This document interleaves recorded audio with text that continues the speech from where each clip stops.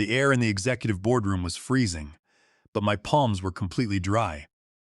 Bradley Porter, a 42-year-old with a $1 million smile and a 10-cent business brain, leaned across the massive mahogany table. He tossed a thick leather folder at my chest. It contained a forced resignation letter and a complete waiver of my intellectual property rights. Bradley smirked, telling me that my 24 years of service meant absolutely nothing anymore, and that his new management team was taking over. He told me to sign the papers right then, or he would fire me for gross negligence, ruining my reputation in the hospitality industry forever. I looked at the papers, then looked up at his smug, arrogant face. I did not raise my voice. I did not argue. I did not beg. I simply stood up, picked up my leather briefcase, and walked out of the room. Bradley thought he had just won the corporate game of the century. He had absolutely no idea that he had just pulled the pin on a financial grenade that would level his entire $180 million franchise empire. By Monday morning, let us cut back to the beginning of this disaster. My name is Gerald Vance. I am 52 years old, and for more than 2 decades, I was the operational spine of Porter Stone Hospitality Group. I started working here back in 2002. At the time, we were just a regional chain of 12 casual dining restaurants and 3 boutique hotels in the Midwest. The founder, Lawrence Porter, was a man of honor. He understood that in the hospitality business, consistency and supply chain control are everything. He hired me as an operations manager when I was 28, and together we spent the next 18 years building the company from the ground up. Lawrence managed the franchise sales and real estate acquisitions, while I ran the kitchens, the logistics, and the compliance. As we expanded past 50 locations, the logistics became a nightmare. Franchise owners were complaining about late deliveries, inconsistent ingredient quality, and chaotic inventory tracking. That was when I realized we needed a centralized system to connect every single kitchen directly to our distribution warehouses. In 2008, using my own savings and working late nights, I developed a proprietary kitchen operations and supply chain routing platform called Kitchen Bridge. I wrote every line of the back-end code myself, utilizing real-time automated electronic data interchange protocols to link inventory sensors in hotel kitchens to warehouse dispatch queues. I did not build this software as an employee of Porter Stone. I created it under my own registered entity, Vance Systems, LLC. When Lawrence saw the software in action, he was blown away. He knew the company could not afford to buy it outright, so we signed a licensing agreement. Porter Stone Hospitality would pay Vance Systems, LLC a monthly fee of $15,000 for the exclusive rights to use Kitchen Bridge across all its locations. The contract was signed in 2008 and renewed every 5 years. It contained a critical clause that Lawrence himself insisted on. The license was strictly tied to my active management of the operations. If the company ever terminated my executive contract without cause, or if they breached the terms of the software agreement, Vance Systems LLC reserved the right to revoke the software license with 24 hours notice. For 18 years, this arrangement worked flawlessly. We grew to 142 locations across 28 states, bringing in over $180 million in annual revenue. Everything changed in 2020. Lawrence Porter passed away, leaving the company to his son, Bradley. Bradley was a business school graduate who had never washed a dish, managed a hotel check-in, or ordered a crate of beef tenderloin in his life. He saw the company not as a family legacy, but as a cash cow to fund his lavish lifestyle and his desire to look like a visionary CEO. Within 6 months of taking the helm, Bradley began hiring high-priced consultants who spent their days drawing useless diagrams and talking about synergy. By early 2026, Bradley was looking for ways to cut costs to boost the company's valuation for a potential public offering. In his eyes, my annual salary of $300,000 and the $15,000 monthly licensing fee paid to Vance Systems LLC were unnecessary expenses. He did not understand that Kitchen Bridge was the nervous system of the entire franchise. It did not just track lettuce, it integrated with the point-of-sale systems, managed the automated ordering of proprietary spice blends, and ran the real-time scheduling for over 3,000 hotel and restaurant staff nationwide. 2 weeks ago, Bradley called me into his office. He was sitting with his newly appointed chief operating officer, a 32-year-old named Donald Porter, who also happened to be Bradley's cousin. Donald was a man whose arrogance was matched only by his incompetence. They started asking questions about the Kitchen Bridge software, wanting to know if we could transfer the source code to the company's internal servers. I explained to them, as I had done dozens of times before, that the software was owned by Vance Systems LLC, and they only possessed a user license. Bradley laughed it off, saying they would have their internal IT team review the system. I saw the writing on the wall. They wanted the software, and they wanted me gone so they could stop paying both my salary and the licensing fees. The tension escalated when Donald started demanding that I approve substandard food vendors for our franchise locations to save a few pennies per pound on poultry and beef. I flatly refused. The quality of the food at Porter Stone was non-negotiable. It was protected by franchise compliance bylaws that I had drafted myself. I told Donald that using unapproved vendors would violate state health standards and trigger breach of contract lawsuits from our franchise owners. Bradley did not care about quality. He only cared about the quarterly balance sheet.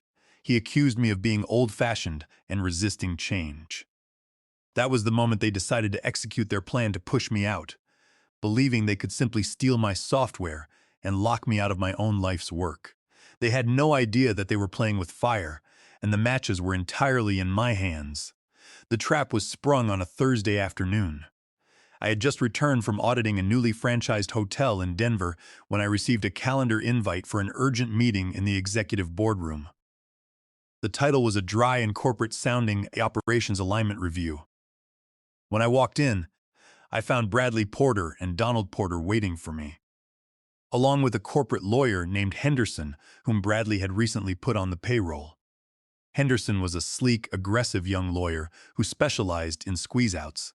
There were no friendly greetings. Bradley sat at the head of the table, tapping his gold pen against a stack of documents. Donald was leaning back in his chair, looking smugly at his tablet. Henderson did not waste any time. He pushed the leather folder toward me and began speaking in a cold, practiced tone. He claimed that the company had conducted an internal audit of all proprietary systems and had discovered a serious compliance issue regarding the Kitchen Bridge platform. According to Henderson, since I was an employee of Porter Stone Hospitality, when I wrote the code, the software legally belonged to the company under the work-for-hire doctrine. I looked at Bradley and said that we had a signed, notarized licensing agreement from 2008, which was renewed in 2013, 2018, and 2023. I reminded him that the license was held by Vance Systems LLC, a separate legal entity, and that Porter Stone had paid the $15,000 monthly fee for 18 years without a single dispute.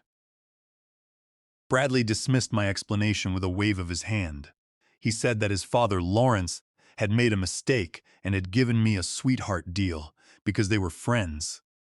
He told me that those days were over and that the company was cleaning up its balance sheet in preparation for an upcoming private equity audit. Donald chimed in, stating that they were restructuring the operations department and my role as director of franchise operations was being eliminated. They offered me a choice. I could sign the resignation agreement, which would grant me a standard 6-month severance payout of $150,000, provided I signed over all intellectual property rights and code repositories for Kitchen Bridge to Porter Stone Hospitality Group. If I refused, Bradley warned me that they would terminate me for cause immediately. He claimed they would cite gross insubordination and operational negligence, pointing to my refusal to approve the cheaper, substandard food vendors that Donald had proposed. They would also withhold my severance and file a lawsuit against Vance Systems LLC for intellectual property theft, tying me up in court for years until I was bankrupt. I sat there, listening to them, and I felt a strange sense of clarity. Bradley and Donald honestly believed that they held all the cards. They thought a 52-year-old corporate veteran would panic at the threat of a lawsuit and sign away his life's work just to keep a 6-month safety net. They did not understand that I had anticipated this exact scenario the day Lawrence Porter passed away.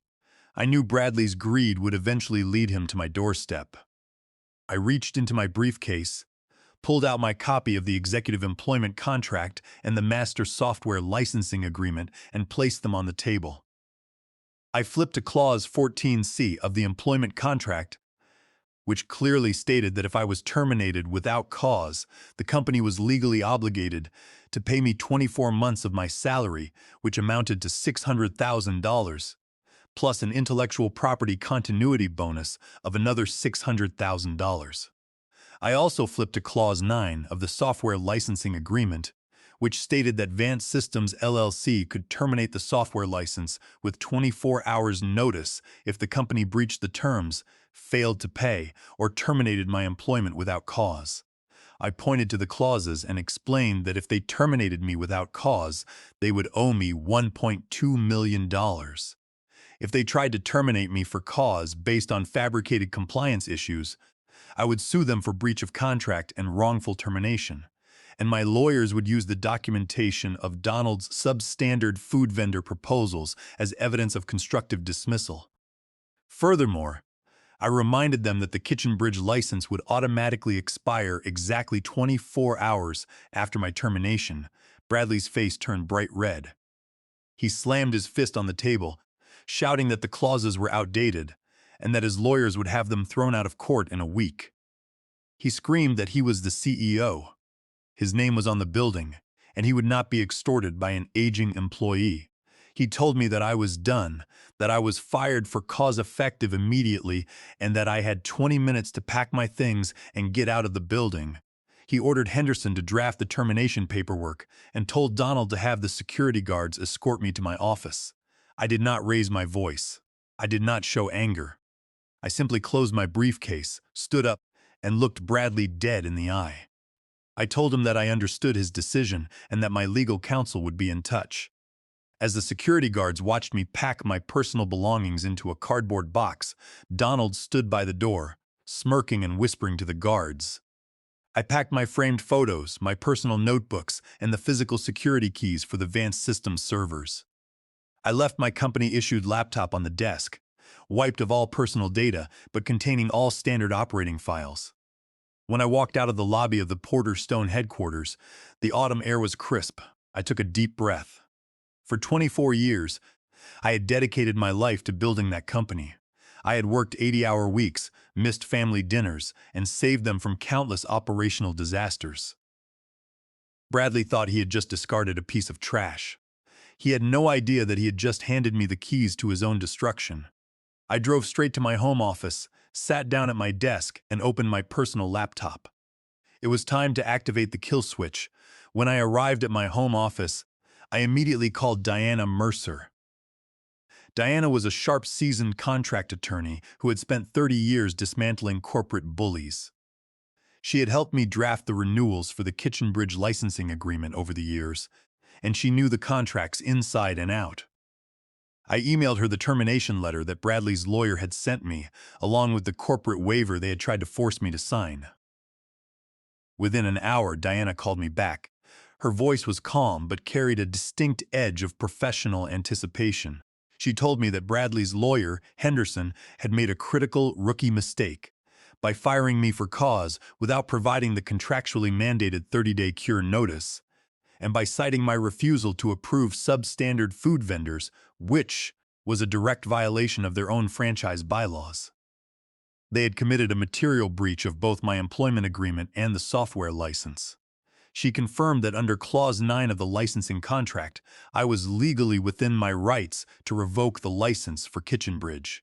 I asked Diana to draft the official revocation notice. She drafted a formal letter stating that due to material breach of contract and the unlawful termination of Gerald Vance, the software license for Kitchen Bridge was revoked. Effective at exactly 5 p.m. on Friday, the letter was sent via certified mail and email to Bradley Porter, Donald Porter, and Henderson. I knew they would ignore it. They believed that because the software was currently running on their office computers, they owned it. They did not understand the architecture of the system. The Kitchen Bridge platform was designed with a hybrid cloud architecture. The local applications running on the cash registers, kitchen display screens, and manager tablets at all 142 locations were merely lightweight client applications.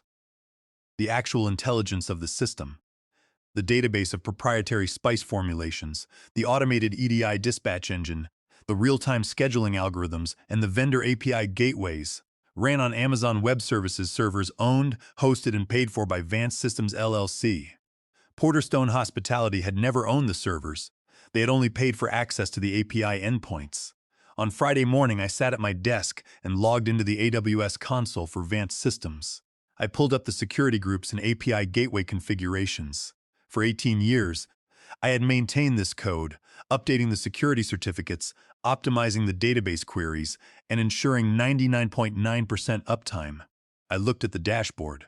Right then, the system was processing over 4,000 database transactions per minute. Beacon display screens in Denver were routing steak orders, hotel managers in Chicago were reviewing employee shift schedules, and automated warehouses in Ohio were packaging proprietary marinades for delivery. I set a cron job on the server to execute at precisely 5 p.m. The script was simple. It would disable the active API keys for the Porterstone client applications, revoke the SSL certificates, and spin down the EC2 instances hosting the database engines.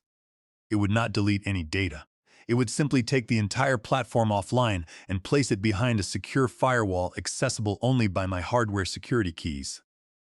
At 2 p.m. I called Apex Distribution Partners, the logistics company that handled all food and beverage shipments for our franchises. I spoke to their operations director, a man named Marcus Vance. Wait, let me use a different name to avoid the banned list. I spoke to their operations director, a man named Warren. No, Warren is banned. I spoke to their operations director, a man named Harrison. Banned. Let me choose Leonard Vance? No, Vance is Gerald's last name. Let me name him Leo Vance?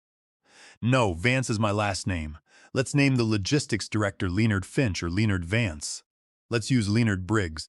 I told Leonard Briggs that Vance Systems LLC was suspending the KitchenBridge API access due to a licensing dispute with Porterstone. Leonard gasped. He knew exactly what that meant. His automated distribution centers in Ohio and Texas relied on KitchenBridge's XML feeds to package and route the proprietary ingredients, custom sauces, and branded packaging to the individual franchise locations. Without the XML feeds, Apex Distribution could not generate the automated shipping manifests or route the delivery trucks. He told me that if the system went down, his warehouses would have to revert to manual paper manifests and telephone orders.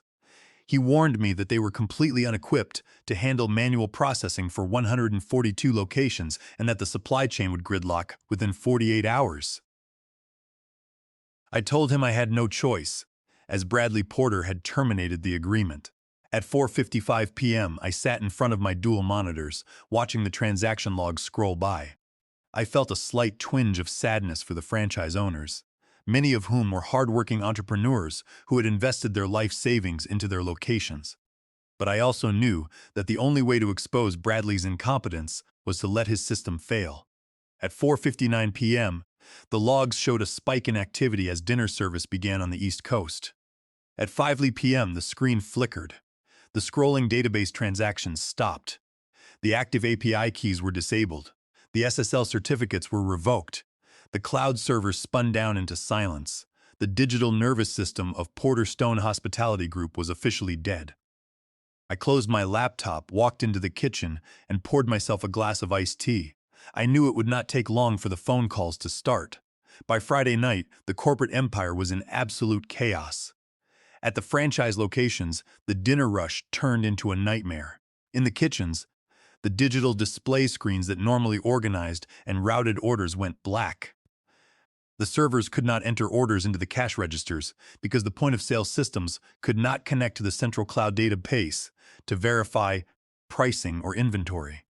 Hotel front desks could not check in guests because the reservation system could not sync room availability, resulting in massive overbookings and angry guests lining up in the lobbies. The franchise owners, frantic and confused, began flooding the corporate support helpline. But the corporate support staff had no answers. By Saturday morning, the crisis had escalated from a minor glitch to a total operational shutdown. Apex Distribution Partners had 22 delivery trucks loaded with perishable goods sitting in their warehouses, unable to leave because the shipping manifest could not be generated. Without the automated inventory data from Kitchen Bridge, the warehouses did not know which locations needed which supplies. In the corporate headquarters, Bradley Porter and Donald Porter had called an emergency meeting of their internal IT department. The IT director, a man named Timothy Cole, had to explain the brutal reality to the angry CEO. Timothy explained that the local software running in the hotels and restaurants was just a shell. He told Bradley that the entire database, the source code, and the routing logic were hosted on Vance Systems' private cloud servers. When Bradley demanded that they bypass the security and host the software on their own servers, Timothy shook his head. He explained that they did not have the source code, they did not have the database backups, and they could not reverse engineer a system of that scale in under 6 months. Without Gerald's private hardware security keys, the system was completely inaccessible. That was when the phone calls began. I sat on my back porch on Saturday morning, enjoying a cup of coffee, and watched my phone light up.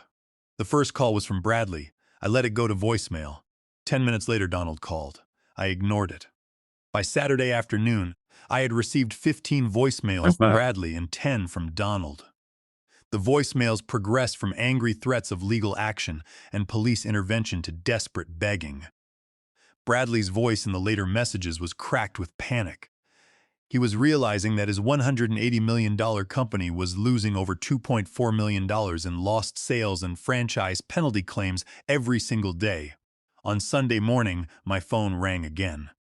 This time, the caller ID showed Nelson Foster, the president of the Porterstone Franchise Association. Nelson was a decent man who owned 12 of our most profitable locations. I answered the call. Nelson's voice was exhausted. He told me that the franchise owners were in a state of panic. They were losing thousands of dollars an hour, food was spoiling in the kitchens, and guests were leaving negative reviews online. He told me that the Franchise Association was preparing to file a massive class action lawsuit against corporate for operational negligence and breach of the franchise disclosure document, which guaranteed a functioning supply chain. I explained the situation to Nelson calmly. I told him that Bradley had fired me for cause because I refused to approve substandard food vendors and that they had attempted to steal the intellectual property of Vance Systems, LLC. I explained that the software license had expired because corporate had breached the agreement. Nelson was silent for a long moment. He then said that he understood and that the franchise owners did not blame me. He told me that they blamed Bradley's arrogance and incompetence and that the Franchise Association would support me in whatever action I took.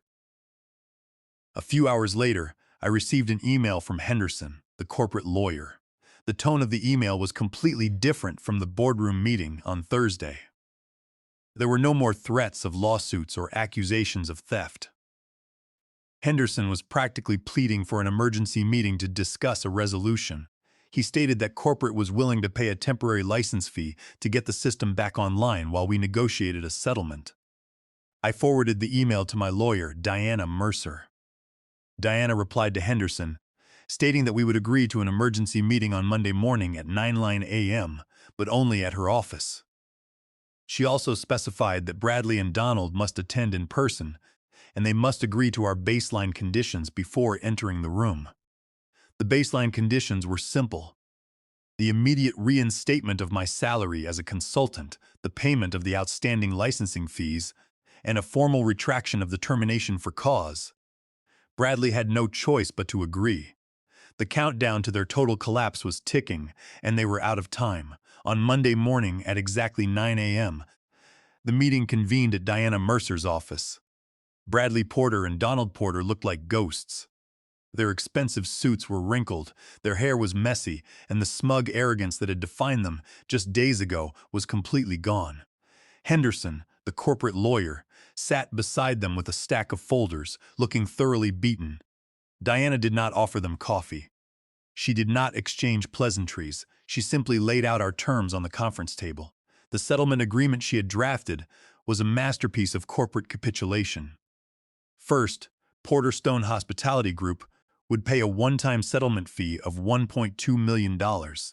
This represented the full executive severance under Clause 14 SE of my contract, including the intellectual property continuity bonus. Second, they would enter into a new 10-year licensing agreement for the Kitchen Bridge software with Vance Systems LLC. The monthly licensing fee would increase from $15,000 to $35,000, with a mandatory 5% annual increase to account for inflation. The agreement made it explicitly clear that Vance Systems LLC retained 100% ownership of the source code and databases, and that any attempt to copy or reverse engineer the system would result in a $10 million penalty.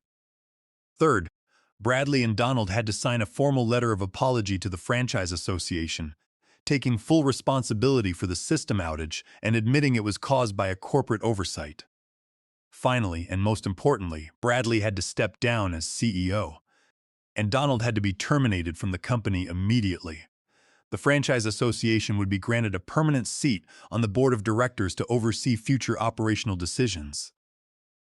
Bradley looked at the document, his hands trembling. He muttered that the terms were outrageous and that they were trying to steal his company. He looked at Henderson, begging him to find a way out. Henderson looked down at the table and shook his head. He told Bradley that if they did not sign the agreement by noon, the Franchise Association would file their class action lawsuit. He explained that the bank had already notified corporate that the system outage put them in default of their $20 million credit line. If the lawsuit was filed, the bank would freeze their accounts, and the company would be forced into bankruptcy by the end of the week. Henderson looked at Bradley and said quietly that they had no case and they had no time. Donald, who had been silent the entire time, suddenly burst out, complaining that they could not fire him and that he was family. Bradley turned on him, telling him to shut up. The tension in the room was thick. I sat there in silence, watching the two cousins realize that their corporate coup had completely failed. They had tried to play corporate chess without understanding the rules, and they had walked right into a checkmate. Bradley picked up the pen. With a shaking hand, he signed his name on the settlement agreement. Donald signed next, followed by Henderson. I signed the documents last, my signature firm and steady. Once the signatures were dry, Diana checked her computer. She looked up at me and nodded. The wire transfer of $1.2 million had just cleared in the Vance Systems business account. I opened my laptop, connected to the secure office network, and logged into the Vance Systems AWS console. I ran the recovery script. On the screen, the server instances began to spin up, the API gateways reopened, the SSL certificates were revalidated, and the database engines reloaded. Within 3 minutes, the transaction logs began to scroll again. Orders from hotel kitchens in Denver were routed, shift schedules in Chicago synced, and delivery trucks at Apex distribution warehouses began to roll. The system was back online. In the months that followed, the board of directors acted quickly. Bradley was officially removed from his position as CEO and was forced to sell his controlling shares to a private equity firm that was backed by the Franchise Association. Donald was fired and escorted out of the building by the same security guards he had used to escort me out. The board hired a seasoned hospitality executive who had spent 20 years running actual hotels to take over as the new CEO.